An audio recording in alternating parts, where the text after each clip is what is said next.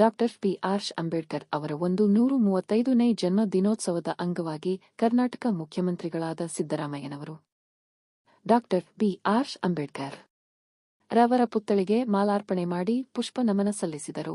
ಇದೇ ಸಂದರ್ಭದಲ್ಲಿ ಸಮಾಜ ಸೇವಕರು ಹಾಗೂ ಒಳ ಮೀಸಲಾತಿ ಹೋರಾಟಗಾರರಾದ ಬೆಂಗಳೂರು ಜಿಲ್ಲಾ ಕಾರ್ಯದರ್ಶಿ ಕರ್ನಾಟಕದಿಂದ ಅಹಿಂದ ಹೋರಾಟ ಸಮಿತಿಯ ಎ. ಶಿವಕುಮಾರ್ ಅವರು ಅಂಬೇಡ್ಕರ್ ಅವರ ಪುತ್ಥಳಿಗೆ ಮಾಲಾರ್ಪಣೆ ಮಾಡಿ ಗೌರವ ಸಲ್ಲಿಸಿದರು.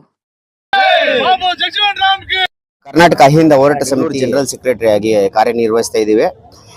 ಈಗ ತಾನೇ ನಮ್ಮ ಕರ್ನಾಟಕದ ಮುಖ್ಯಮಂತ್ರಿಗಳಾದಂತಹ ಸಿದ್ದರಾಮಯ್ಯ ಸಾಹೇಬರು ಬಂದು ನಮ್ಮ ಡಾಕ್ಟರ್ ಬಿ.ಆರ್. ಅಂಬೇಡ್ಕರ್ ಅವರ ಸ್ಟ್ಯಾಚ್ಯೂಗೆ ಮಾಲಾರ್ಪಣೆ ಮಾಡಿದ್ರು. ಮತ್ತೆ ಆಂಜನೇಯ ಲೋಹರ್ ಆಗಿರ್ಬೋದು, ಅಂಬೇಡ್ಕರ್ ಅವರಿಗೆ ನಮನ ಸಲ್ಲಿಸಿದ್ರು.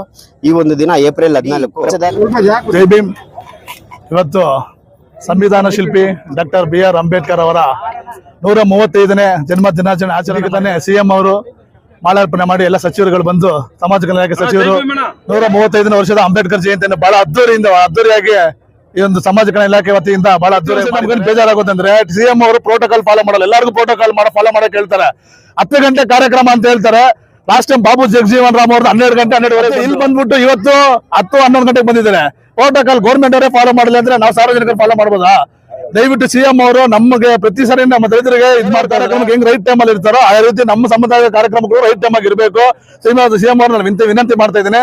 ನಮ್ಮೆಲ್ಲಾ ದಲಿತರೆಲ್ಲ ನಾ ಎಲ್ಲರಿಗೂ ಬಾಬಾ ಸಾಹೇಬರ 135ನೇ ಜನ್ಮ ದಿನಾಚರಣೆ ಶುಭಾಶಯ. ನಮ್ಮವರೆಲ್ಲರೂ ವಿದ್ಯೆಯಲ್ಲಿ ಆರ್ಥಿಕವಾಗಿ ಎಲ್ಲದರಲ್ಲೂ ಮುಂದೆ ಬರಬೇಕು, ಬೆಳಿಬೇಕು ಅಂತ ಹೇಳ್ಬಿಟ್ಟು ಇವತ್ತಿನ ದಿವಸ ನಮ್ಮ ಹೆಸರು ಎ. ಶಿವಕುಮಾರ್ ಅಂತ ಅಹಿಂದ ಹೋರಾಟ ಸಮಿತಿಯ ಬೆಂಗಳೂರು ಜಿಲ್ಲಾ ಪ್ರಧಾನ ಕಾರ್ಯದರ್ಶಿ ಆಗಿದ್ದೀನಿ.